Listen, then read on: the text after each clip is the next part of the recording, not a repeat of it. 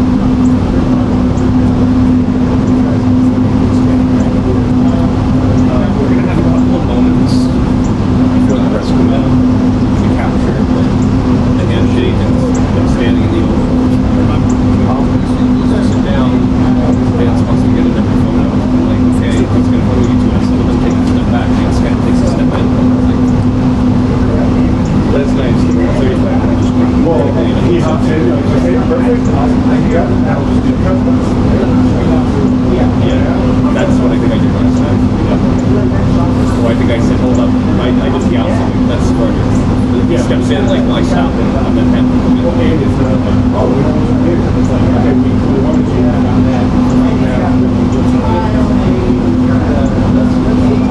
I think the problem last time is that everybody like faced me thinking they were going to get a photo, and I was like tight on the presidents, and I got like the 2 corner people in, and the other people, the 3 going down the couch, and like, you gotta get your 15 millimeter on that. But yeah, the 24 works well, but then you have that one person that's got a forehead that's like this. Right. Beautiful, man. See, this is what I mean when I say cloudy. Like, if it's cloudy, like you would never.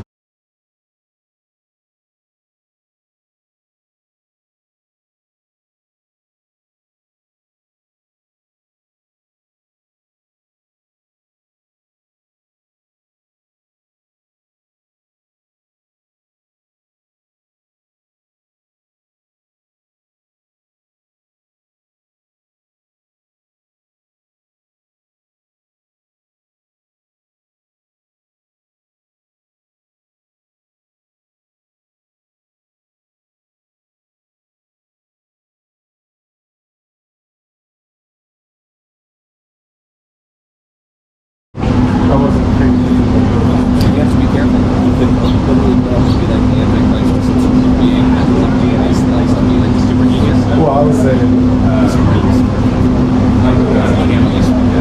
I said I'm going to keep this fight and just assault.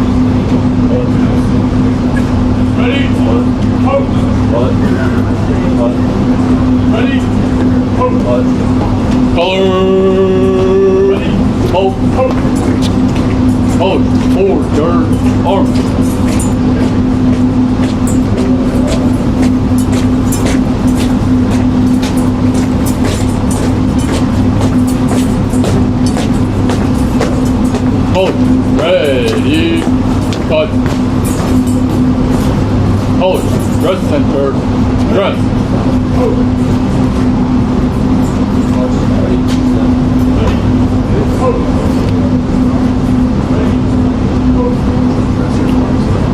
Hold, ready, front.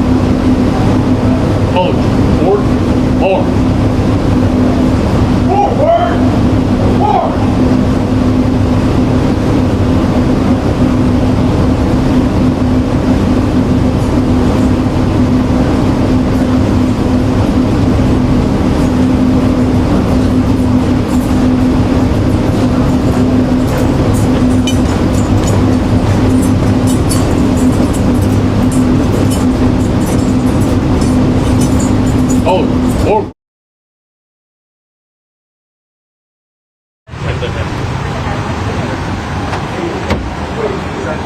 The cuts is first. No, that's cuts. That's cuts. You can go Do you mind if I get ahead of you? Because I'm going to go to your left side. You got it. Yeah. Okay. Okay, and y'all can go on the collar. Okay. All right. Stills will go in. Yeah, I know. Just wait. Hang up.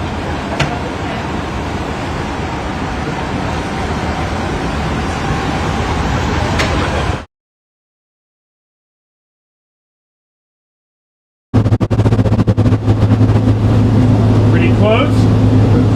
Ready shut. Ready face. Forward march.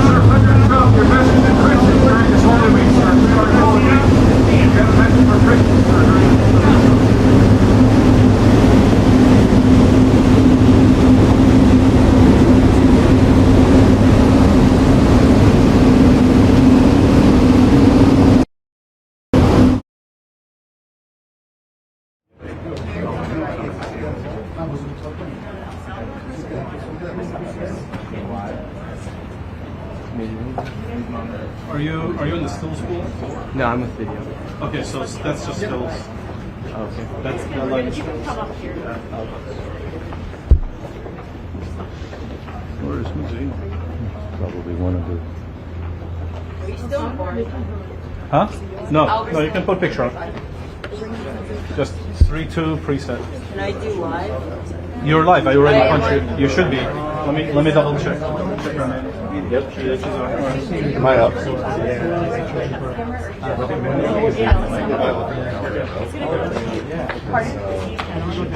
head on is behind. We have cuts camera up first, head on camera after. Just one camera. Just one. You need to go back. Yep. Okay, cuts camera can come up. I mean, you can line them up with the cuts. The cuts are here. Okay. So line them up. Right here is cuts.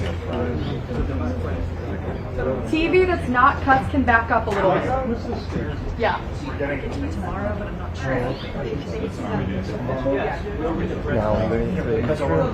Okay, everyone back up a little bit. We're crowding up too much here. Everyone back up. Please, sir, back up a little bit. Cuts, stills, Olivia. Reporters are reporters. We're gonna line up. Yeah. Pam, you can help us. So for cuts, who's the El Salvador cuts? Regular TV a little bit further back. Him? And him? Okay, so if you can come back here. Yeah, you need to go back. Back here. So we're gonna do just a group. So this is the pool TV. So if this group right here could just step back. Guys, everybody. Olivia. Sir, you can go back. Where's the cutoff? Go back behind. The cutoff is right here. For the oh, they're coming in. And Allison, do you want to go in front? Okay. It's not too bad. Either Paul or white. I'm taking this chunk. Yeah, you're taking that chunk. Okay, so we'll go back up here. Take my spot. Yeah.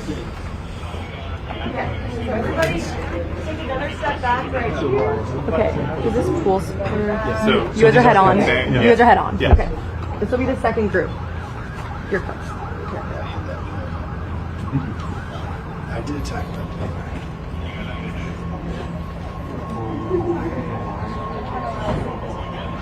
How bad do I look? Do I look bad? See, Margo, we're ready. We're gonna go in after them. We're gonna have a little response.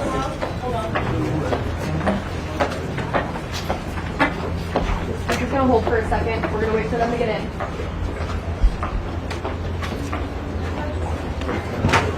We'll wait like 5 seconds.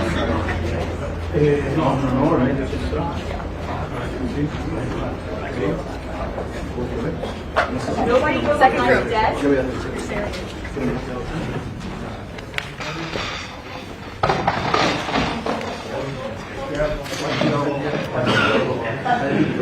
Watch the Resolute desk. We don't want it. We just sent it out first. Make it 50,000. We don't need cameras. That sounds like a pretty bad crash. You see scratching. You see a broken desk.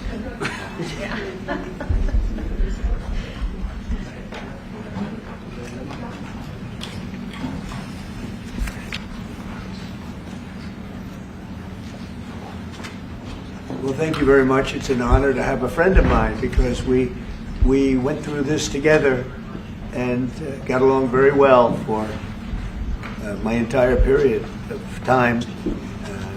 So I knew him as a very young man. Now he's just a young man. And he's done a fantastic job. Mr. President, it's an honor to have you. Thank you, You're Mr. doing President. incredibly for your country.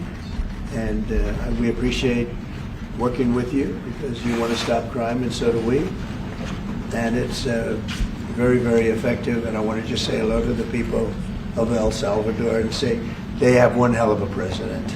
Okay, and I mean that, and I know him well. I know him as a very young man, Marco, even younger than you. You know, he started pretty young. He'll always be younger. Young at heart. But I want to thank you for the great job you're doing. I appreciate it very much. Thank you. Well, it's an honor to be here in the Oval Office with the President and leader of the free world. We're very happy, and we're very eager to help. We know that you have a crime problem, a terrorism problem that you need help with. And we're a small country, but if we can help, we will do it. And we actually turned the murder capital of the world, that was the journalists call it, right? Murder capital of the world, into the safest country in the Western Hemisphere. And, you know, if sometimes they say that we imprisoned thousands. I like to say that we actually liberated millions. So, you know, like, That's very good. Who gave him that line? Do you think I can use that? Yes. And in fact, Mr. President, you have 350 million people to liberate. Yeah. But to liberate 350 million people, you have to imprison some.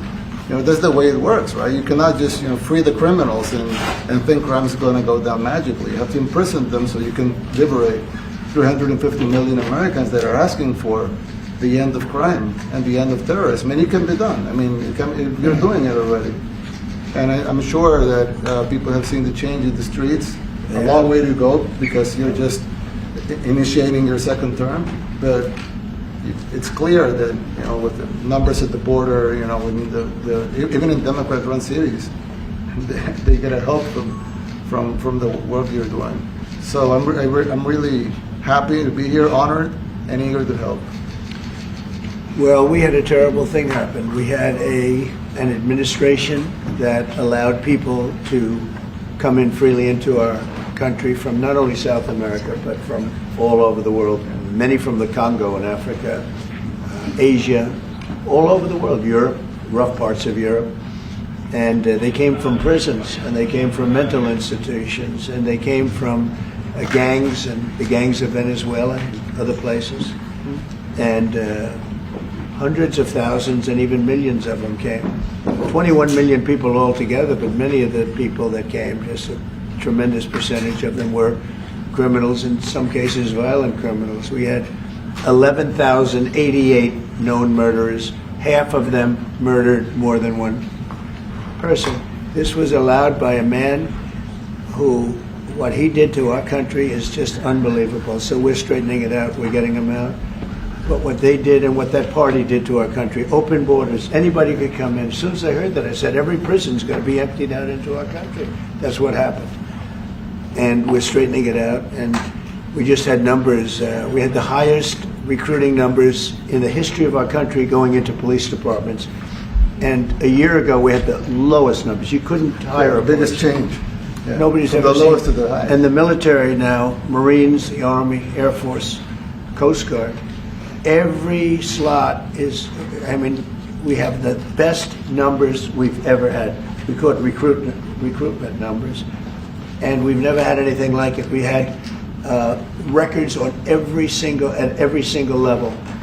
But very important, the policemen. The policemen are joining forces now that we're having a hard time with policemen because we weren't protecting our police. Yeah. And we cherish our police. The police are great, and the firemen and everybody else. But we have the highest numbers that we've ever had, the most enthusiasm. Great enthusiasm and on trade and other things. We're doing great. We're taking in billions and billions of dollars. We made 2 weeks ago, I gave them a little bit of a pause because, you know, you have to show a little flexibility. But we go back to what we have to do. The markets have been very strong once they got used to it. But we were losing $2 billion a day. There's no company big like this. But this is the biggest deal ever made. Now we're making $3 billion a day. We're a great country, but we had stupid people running this country. And I can say it. But what they've done to us at the border should never and can never be forgotten. It's a sin, what they did. And you are helping us out. And we appreciate it. Thanks. Actually, what you're doing with the border is remarkable. It has dropped, what, 95%? It's incredible. As of this morning, 99%, 99.1% to be exact. Why are those numbers not in the media? Well, they get out with the fake news, you know, like CNN over here doesn't want to put them out because they don't like putting out good numbers. They only like putting out because I think they hate our country, actually. Yeah, but it's a shame. You're right. Isn't that a great question? Why doesn't the media? Why don't they put out numbers? Yeah, 99%. I mean, it's crazy, right? We're doing it's great. A crazy turnaround. Christy, could you maybe say a couple of words about the border? How we're doing? You know, it's just been absolutely phenomenal what a great leader can do. Clear direction. Our laws matter. We should only have people in our country that love us, and the Border Patrol and our ICE officers and law enforcement officers have done fantastic work. So we're proud of them. Now we just need to get the criminals and murderers and rapists and dangerous gang members and terrorist organizations out of our country. So, Mr. President Bukele, we thank you very much for your partnership. It has been wonderful for us to be able to have somewhere to send the worst of the worst and someone to partner with. And we'd like to continue that partnership because it's been a powerful message of consequences. Mr. President, you wanted people to know that there was consequences if you break our laws and harm our people and endanger families. And this is a clear consequence for the worst of the worst, that we have somewhere to put them. Thank you very much. Yeah, we even had this gang member from Venezuela, one of the ones you sent, and we interviewed him just, you know, to get some information, etc. from them. And he said, oh, well, you know, I got arrested 6 times, but they released me the 6th time, so I should be released again. And then we said, well, what's the last thing you do? And he said, well, I shot a cop in the leg, but I didn't kill him. I just shot him in the leg. And we're like, this guy was arrested 6 times here in the United States, 6 times. He was released 6 times, and in the he was released 5 times, and the last time he was sent to El Salvador, right? So he's not getting a release. But the last time he shot a cop, actually, and he shot him in the leg. So these are, you know, like you said, yeah, there's something broken. It's the liberal establishment. But they're not running things anymore in this country, and we're run by, and I don't say conservative, I don't say anything, we're run by people with great common sense. Yeah, common sense. Because it's all common sense. Yeah. It's not liberal conservative, it's common sense. Exactly. And, like, do you allow men to play in women's sports? Do you allow men to box your women and box? Because I know you have a lot of boxing. That's violence. That's abuse of a woman. Against women. It's abuse of a woman. But we have people that fight to the death because they think men should be able to play in women's sports. And some of those sports, it wouldn't matter much, but it still matters. But some of them are very dangerous for women. Some years ago, like we said, a decade ago or so, women rights movements were pressuring so that we enacted specific laws to avoid men abusing women. And I think those laws were great because there were a lot of men abusing women. But now some of the same people are trying to backtrack on that and actually trying to make new laws allowing men to abuse women in sports.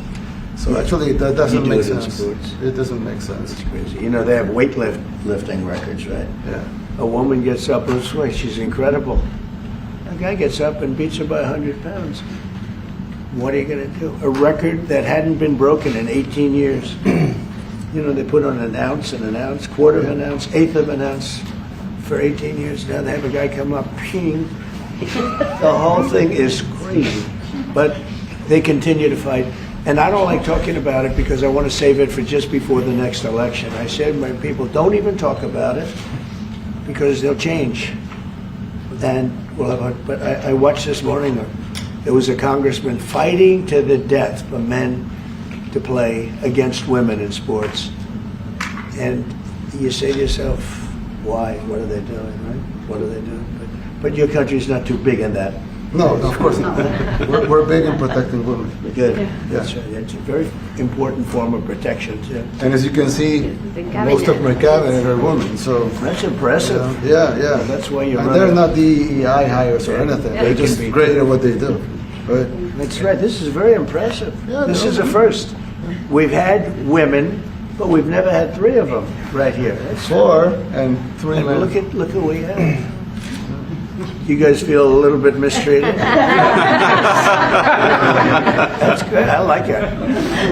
Well, we've been advanced. I've been very advanced in that regard too. We have Pam, who's been so Yes, I know. fantastic. And Christy, and the most powerful woman they see anywhere. I know, in the world. exactly. She's rated. They're all afraid of her. Susie Wells. They say, "Oh, she's tough." Yeah. Most powerful woman in the world, according to magazines. What do I know? Yes. But I think she probably is. Yeah, she probably is. Yeah, she probably is. Congratulations. And you know Stephen, who's done such a great job. Thank you, sir. We have great He's people. very famous too. But we love working with him. He really lets them have it. Right? Yeah, exactly. There's no games. No. It's very good. He knows. Do you have any questions, please? President Trump. Go. Let's not start Mr. with President. CNN because they're just so Mr. President. wrong. Yeah, please. Yeah, thank you, Mr. President. You repeatedly mentioned last night that Russia's attack on Ukraine was a mistake. What is the exact mistake? And have you given Putin a deadline to actually move toward a ceasefire? The mistake was letting the war happen. If Biden were competent, and if Zelensky were competent, and I don't know that he is. We had a rough session with this guy over here. He just kept asking for more and more. That war should have never been allowed to happen. That war, I went 4 years and Putin wouldn't even bring it up. And as soon as the election was rigged and I wasn't here, that war started. There was no way that war should have been allowed to happen. And Biden should have stopped it. And you take a look at Putin. I'm not saying anybody's an angel. But I will tell you, I went 4 years and it wasn't even a question. He would never, and I told him, don't do it. You're not going to do it. And it was the apple of his eye, but there was no way that he would have done it. All you had to do is lower oil prices. If you lowered oil prices, Biden kept the prices so high because he made it impossible to get it. If you lowered oil prices, you would have never had the war. But you wouldn't have had it with me anyway. That war would have never happened. And I think it's a great abuse. So now what do? You get a country where 25% of its land is gone, and the best locations, where millions of people are killed. You know, you haven't reported accurately the death. And this was Biden's war, and I'm trying to stop it. And I think we're going to do a good job. I hope we're going to do it. They lose 2,500 young people a week, think on average. Now, they're Russians and they're Ukrainians, but it's 2,000. We don't care. It's like whatever it is. Intolerable. They're not from your country, they're not from mine, but I want to stop it. 2,500, it's a killing field. It's like the Civil War. You take a look, I look at the satellite pictures. This should not be happening in our time. Of course, our time can be pretty violent, as we know. But that's a war that should have never been allowed to start.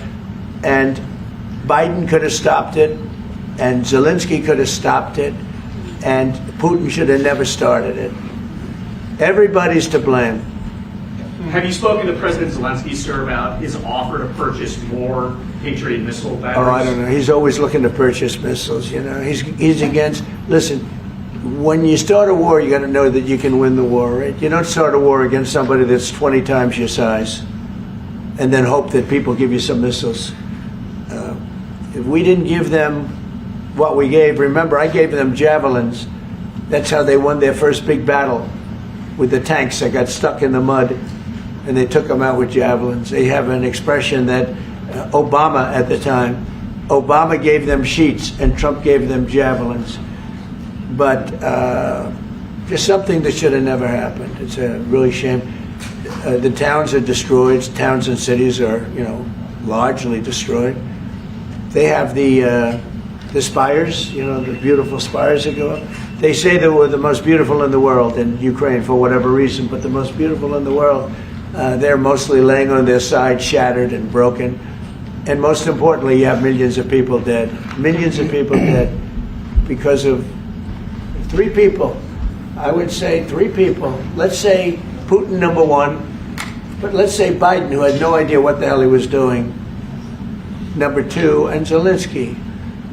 And all I can do is try and stop it. That's all I want to do. I want to stop the killing.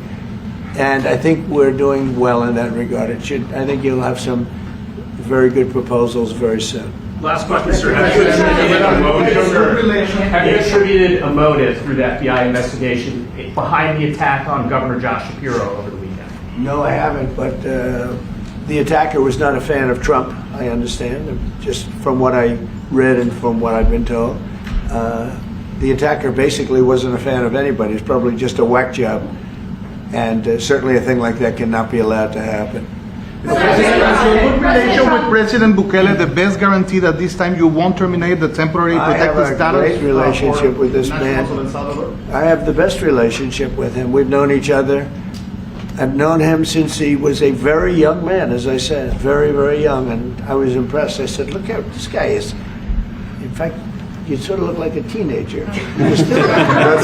You look like a teenager. I said, what kind of a country is this? He grew up well in the last 5 years. Do you support the extension for nationals of El Salvador under temporary protected status? Do you plan to ask Let's hear the question from this very low-rated anchor at CB. Thank you, President. Do you plan to ask President Bukele to help return the man who your administration says was mistakenly deported? The man who was mistakenly deported to El Salvador? Well, let me ask Pam, would you answer that question? Sure, President. First and foremost, he was illegally in our country. He had been illegally in our country. And in 2019, two courts, an immigration court and an appellate immigration court, ruled that he was a member of MS-13 and he was illegally in our country. Right now, it was additional paperwork had needed to be done. That's up to El Salvador if they want to return him. That's not up to us. The Supreme Court ruled, President, that if, as El Salvador wants to return him, this is international matters, foreign affairs, if they wanted to return him, we would facilitate it, meaning provide a plane. So will you return him, President And you are doing a great job. Thank you. Thank you. Wait a minute. Can you just also respond to that question? Because, you know, it's asked by CNN, and they always ask it with a slant.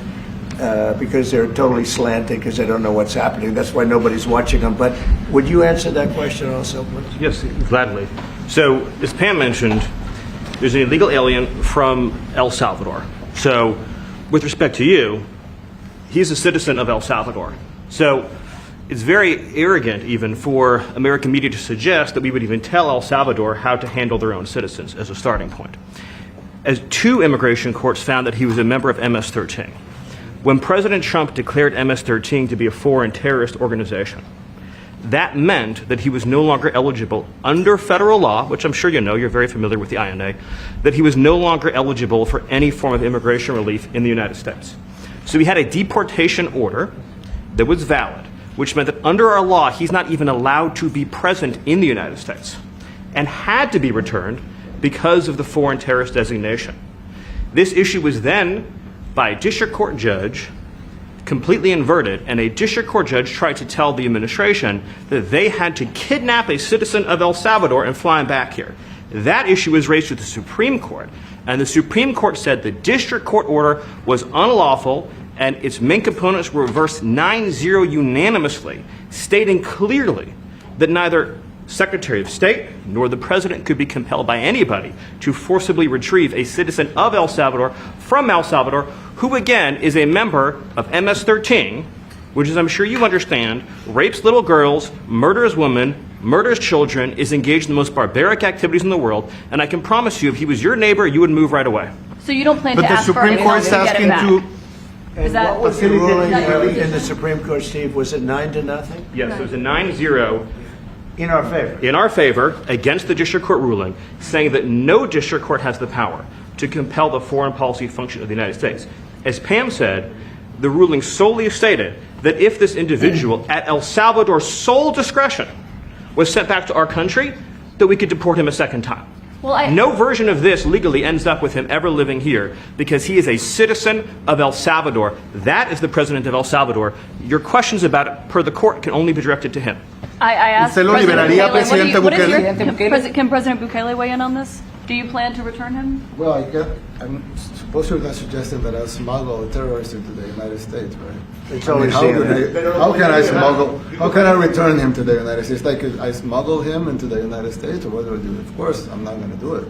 It's like, I mean, the question is preposterous. How can I smuggle a terrorist into the United States? I don't have the power to return him to the United States. So you can release him inside El Salvador. Yeah, but I'm not releasing. I mean, we're not very fond of releasing terrorists into our country. I mean, we just turned the murder capital of the richest country of the Western Hemisphere, and you want us to go back into the releasing criminals so we can go back to being the murder capital of the world? No, that's not going to happen. Well, they'd love to have a criminal, released into I mean, there's a fascination. They would love it. Yeah, they're sick. These are sick people. Mark, again. I mean, Stephen outlined it. I don't understand what the confusion is. This individual is a citizen of El Salvador. He was illegally in the United States and was returned to his country. That's where you deport people, back to their country of origin. Except for Venezuela, that wasn't refusing to take people back, or places like that. I can tell you this, Mr. President. No, the foreign policy of the United States is conducted by the President of the United States, not by a court. And no court in the United States has a right to conduct the foreign policy of the United States. It's that simple. End of story. And that's what the Supreme Court held, by the way, to Marco's point. The Supreme Court said exactly what Marco said, that no court has the authority to compel the foreign policy function of the United States. We won a case 9-0, and people like CNN are portraying it as a loss, as usual, because they want foreign terrorists in the country who kidnap women and children. But President Trump, his policy is foreign terrorists that are here illegally get expelled from the country, which, by the way, is a 90-10 issue. Well, Mr. President, you said that if the Supreme Court said someone needed to be returned, that you would abide by that. You said that on Air Force One just a few days ago. And they said that it must be facilitated. Why don't you just say, isn't it wonderful that we're keeping criminals out of our country? Why can't you just say that? Why do you go over and over? And that's why nobody watches you anymore. You have no credibility. Please, go ahead. President Trump, thank you so much. How many illegal criminals are you planning on exporting to El Salvador? And President Bukele, how many are you willing to take from the U.S.? As many as possible. And I just asked the president, it's this massive complex that he built, jail complex. I said, can you build some more of them, please? As many as we can get out of our country that were allowed in here by incompetent Joe Biden through open borders. Open borders. You probably hear open borders and you can't even understand it because nobody can understand. Nobody smart or with common sense can understand it. So we have millions of people that should not be in this country that are dangerous. Not just people, because we have people, but we have millions of people that are murderers, drug dealers. They've been allowed to come into our country by other countries that were very smart. When they heard that this very low IQ president, and by the way, I took my cognitive exam as part of my physical exam, and I got the highest mark, and one of the doctors said, sir, I've never seen anybody get that kind of, that was the highest mark. I hope you're happy with that, although they haven't been bugging me too much to take a cognitive, but I did do my physical and it was released. I hope you're all happy with it. I noticed there's no question, so probably you are. But the cognitive, they said to me, sir, would you like to take a cognitive test? I said, did Biden take one? No. Did anybody take one? No, not too many people took them. I said, what about Obama? Did he take one? No, he didn't take one either. I said, let me be the only one to take one. But I've actually taken them 3 times already. I like taking them because they're not too tough for me to take. But we had a great physical exam, so I know you're going to ask that.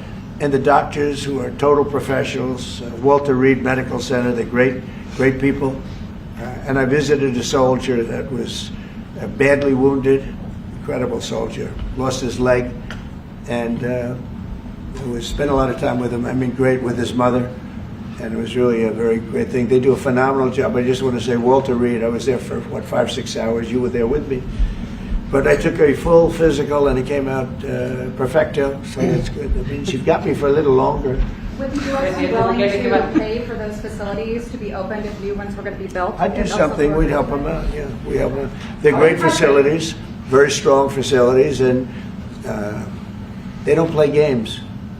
I'd like to go a step further. I mean, I said it to Pam. I don't know what the laws are. We always have to obey the laws, but we also have homegrown criminals that push people into subways, that hit elderly ladies on the back of the head with a baseball bat when they're not looking, that are absolute monsters.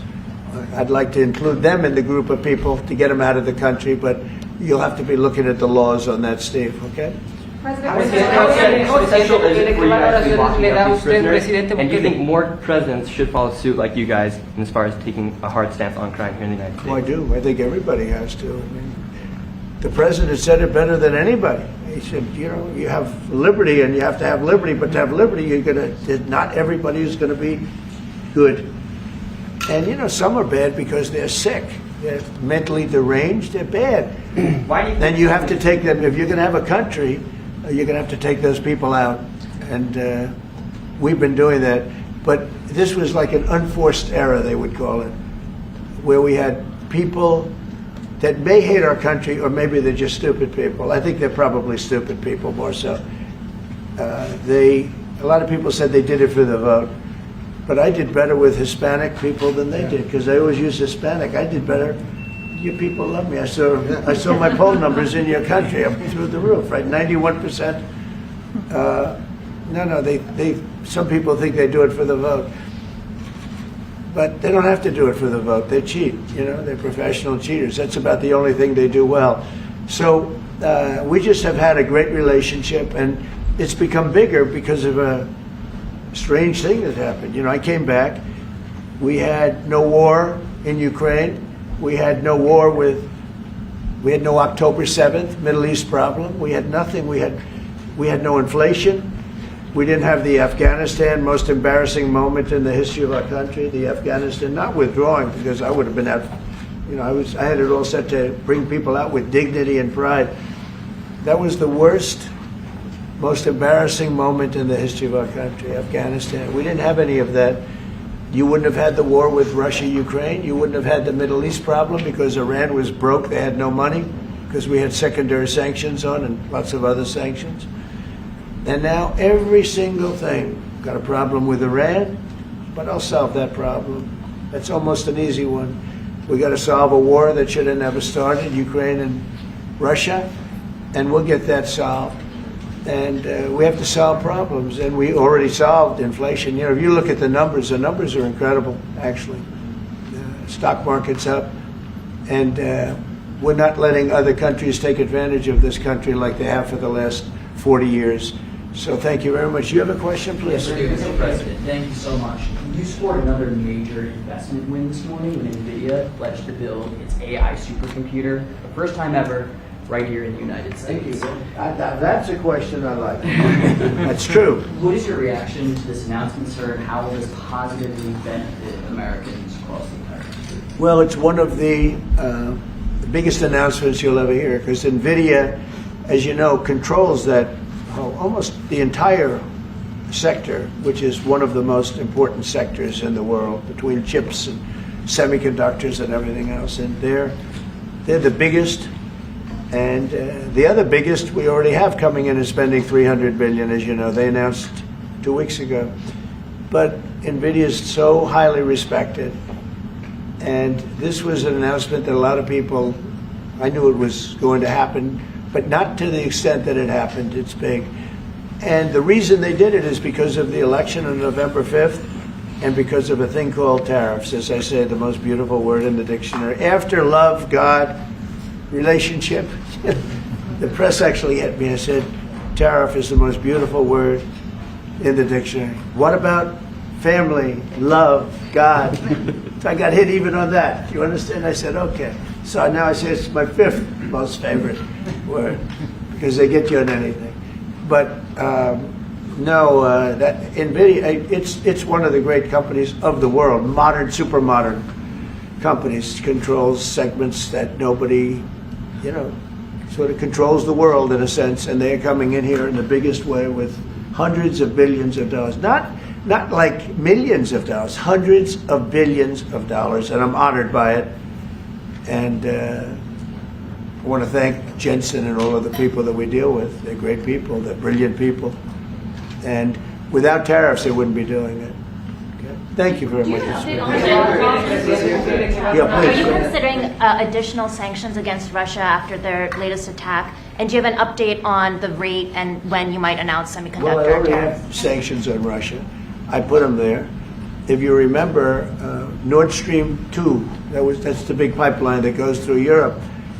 I stopped it. That's Russia's pipeline, the largest pipeline, I think, in the world. Goes to Germany. And I stopped it. And when Biden came in, he approved it. And then they say, oh, I'm friendly with Russia. No. Putin said, you know, if you're my friend, I'd hate to see you when you're my enemy. I stopped the biggest economic job they ever had. I stopped it cold, right? It was dead. You know that, right? And Biden came in and he immediately approved it. What was that all about? And it's a pipeline that takes care of a lot of the needs. Now, you know, it was a very controversial thing, but I stopped it, and Biden approved it. Question? On tariffs? No, not you. Not Presidente update today on potential semiconductor tariffs and potentially pharmaceuticals. What? Semiconductor tariffs and potentially pharmaceuticals. Any update on Pharmaceuticals, that? we're going to do. We don't make our own drugs, our own pharmaceuticals. We don't make our own drugs anymore. The drug companies are in Ireland and they're in lots of other places, China. And all I have to do is impose a tariff. The more, the faster they move in. The higher the tariff, it's very serious. It's inversely proportional. The higher the tariff, the faster they come. And yeah, we're going to be doing that. That's going to be like we have on cars. We have, as you know, a 25% tariff on cars. We have a 25% tariff on steel and aluminum. And that's what that category fits right now. Do you have a percentage in mind and a timeline? I have a timeline, yeah, not too distant future. We're doing it because we want to make our own drugs. We're doing it because we want to make our own steel and aluminum, lumber, other things. And they're all coming in. We have record numbers, $7 trillion. Since I announced, like a month and a half ago, since I came in, we have over $7 trillion being invested in the country. We didn't have $1 trillion. We didn't have $500 billion with some of these guys. They didn't know what the hell they were doing. So we have the largest investment that we've ever heard of, and we're only 2 months in. And that'll continue at levels that you've never seen before. That's what's going to happen. And even the stock market's up today. It's we also had, you know, a lot of people didn't say it the way it was. We had the largest gain in the stock market in history on every single category last week. That was a nice game because we were getting a little hit because people didn't understand the power of our our country economically if you use it right. Do you have something to say on that, JD? Yes, sir. I mean, look, for 40 years we have lost manufacturing capacity. Workers have seen their wages stagnate, and some of the most critical things that we need, from the pharmaceuticals, the drugs that we give to our children, the antibiotics that we give to our kids, to the weapons that we actually need to fight a war, if God forbid we had to fight a war, we don't make enough of that stuff. And so President Trump ran explicitly on changing that. Yes, as the president mentioned, it caused a little bit of disruption in the market, but I actually think over the long term, workers are going to benefit, stocks are going to go up, American businesses are going to benefit as we reinvest and reindustrialize our country. And the auto workers and the Teamsters and all of the unions, you know, not traditionally Republican, but I'm winning those unions by, we're up 40, 50 points on the Democrats. They're losing everything. They're losing everything because they just have policies that are not believable. They fight for policies that are 5% popular, and nobody knows who the 5% are. I mean, nobody can find the 5%. But if you go back to Ohio, and by the way, we have the great championship team from Ohio coming in today, right? Very big day. And that's going to be a little bit later. And that'll be, if you want to stick around, I'll introduce you to some nice people. You'll see some very large people, right? You'll see some people that even you have not seen people like this. These are big, these are 6'7", 380 pounds with no fat. Okay, that's pretty good, right? But the team, the national championship team, is being honored today at the White House, so that'll be exciting. If you're around, you want to stay around, I'll have you up there. You can tell them all about your prison, how you have to behave. Okay. Who else? Temporary are those exemptions on electronics? Go ahead, please. Yeah, you said yesterday that you're making a decision on Iran very quickly. Yeah. What do you mean by that? Is that a decision to strike Iran? Solve their problem very quickly. Iran wants to deal with us, but they don't know how. They really don't know how. We had a meeting with them on Saturday. We have another meeting scheduled next Saturday. I said, that's a long time. You know, that's a long time. So I think they might be tapping us along. But Iran has to get rid of the concept of a nuclear weapon. They cannot have a nuclear weapon. He can't have a nuclear weapon. Nobody can have. We can't have anybody having nuclear weapons. You know, we can't have nuclear weapons. And I think they're tapping us along because we're so used to dealing with stupid people in this country. And I had Iran perfect. You had no attacks. You would have never had October 7th in Israel, the attack by Hamas. Because Iran was broke. They were stone cold broke when I was president. And I don't want to do it. I want them to be a rich, great nation. The only thing is, one thing, simple. It's really simple. They can't have a nuclear weapon. And they got to go fast because they're fairly close to having one. And they're not going to have one. And if we have to do something very harsh, we'll do it. And I'm not doing it for us. I'm doing it for the world. And these are radicalized people, and they cannot have a nuclear weapon. Does that include a potential strike on Iranian nuclear facilities? Of course it does. Just a follow-up question, a clarification. You mentioned that you're open to deporting individuals that aren't foreign aliens but are criminals to El Salvador. Does that include potentially U.S. citizens, fully naturalized Americans? If they're criminals and if they hit people with baseball bats over their head that happen to be 90 years old, and if they rape 87-year-old women in Coney Island, Brooklyn, yeah, that includes them. What do you think? There's a special category of person? They're as bad as anybody that comes in. We have bad ones too, and I'm all for it because we can do things with the president for less money and have great security.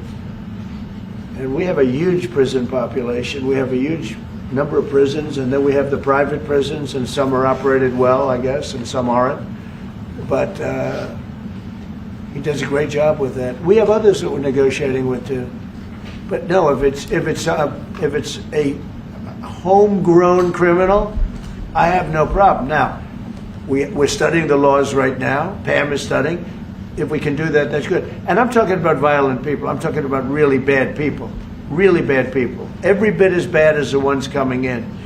And I made the statement when I heard about this a long time ago now, 4 years ago. When I heard that this guy was having open borders, I said every single criminal from all over the world is going to be dumped into our country. And that's what happened. The jails of the Congo were emptied out. The jails of Venezuela were emptied out. And you know what happened? Their crime went way down. But now Venezuela has other problems. You know what the problem is? They have no money. Yeah. Because I shut off their oil, and we put secondary tariffs because they're not doing what's right over there. They know what to do. We spoke to them. I spoke to them. They know what to do. But they have no money. Venezuela has no money. But Iran had no money. And Iran behaved so beautifully. And then Biden took all those secondary tariffs on tariffs on. I told China, you can't buy oil. If you buy oil from Iran, China, I told it to President Xi, then we no longer want you to do business with the United States of America. And those ships disappeared from that harbor so quickly. China. Get along great with China. Are the talks with Iran productive? Do you want to continue that? What? The talks with Iran, do you believe those are productive? Do you want to continue that? I think Iran could be a great country as long as it doesn't have nuclear weapons. If they have nuclear weapons, they'll never get a chance to be a great country. They will never get a chance. It won't even come close. Sir, on Harris. Yeah. Yeah, thank you. Yesterday you mentioned short-lived product exemptions. Which specific products are you considering, and how long is short-lived? Weeks, months? I'm looking at something to help some of the car companies where they're switching to parts that were made in Canada, Mexico, and other places. And they need a little bit of time because they're going to make them here. But they need a little bit of time. So I'm talking about things like that. What about any Apple products, other cell phones? Look, I'm a very flexible person. I don't change my mind, but I'm flexible. And you have to be. You just can't have a wall and you'll only go. No, sometimes you have to go around it, under it, or above it. There'll be maybe things coming up. I speak to Tim Cook. I helped Tim Cook recently, and that whole business. I don't want to hurt anybody. But the end result is we're going to get to the position of greatness for our country. We're the greatest economic power in the world if we're smart. If we're not smart, we're going to hurt our country very badly. We lost with China over the Biden years trillions of dollars on trade. Trillions of dollars. And he let them fleece us. And we can't do that anymore. And you know what? I don't blame China at all. I don't blame President Xi. I like him. He likes me. I mean, who knows? Who the hell cares? Do you have any updates on But talks you know with what? China? What? Do you have any updates with talks with China? No, let me just tell you this. I don't blame China. I don't blame Vietnam. I see their meeting today. Is that wonderful? That's a lovely meeting. They're meeting like trying to figure out how do we screw the United States of America. Don't forget, the European Union was formed to do just that. The European Union was formed to hurt the United States and on trade. And they get us on NATO because they don't pay their bills. But now, since I got involved, they have been paying their bills. I took in over $600 billion for NATO. Nobody took in anything. I mean, they were all delinquent. They had 8 nations out of 28 paid their bills. The rest of them were way delinquent. And I said, if you don't pay your bills, we're not going to protect you anymore. And the money poured in over 600. The Secretary General last week made that statement. He said, I've never seen anything like it. We couldn't get anybody to pay because the United States was footing the bill for NATO. Well, we got hurt there, and we got hurt on trade, likewise, European Union. And they've got to come to the table. And they're trying to. They're trying to. But the European Union has taken terrible advantage. They don't take our food products. They don't take our cars. We have millions of their cars, BMW, Volkswagen, Mercedes-Benz, many others.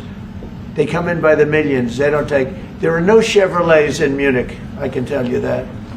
I said to Angela Merkel when she was there, as she was letting millions of people infiltrate Germany, which was not so good we would call them illegal immigrants, but she made them legal.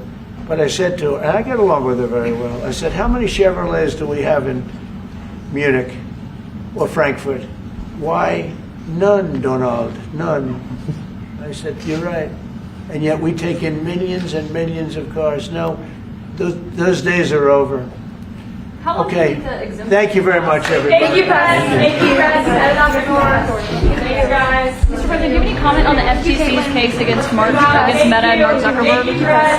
Thank you, Nayib. Thank you. Thank you, Press. Let's go. Thank you. Let's go.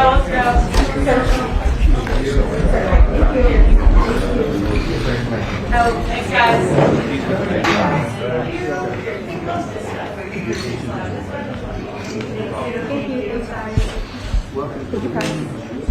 Thank you, Press. Keep coming.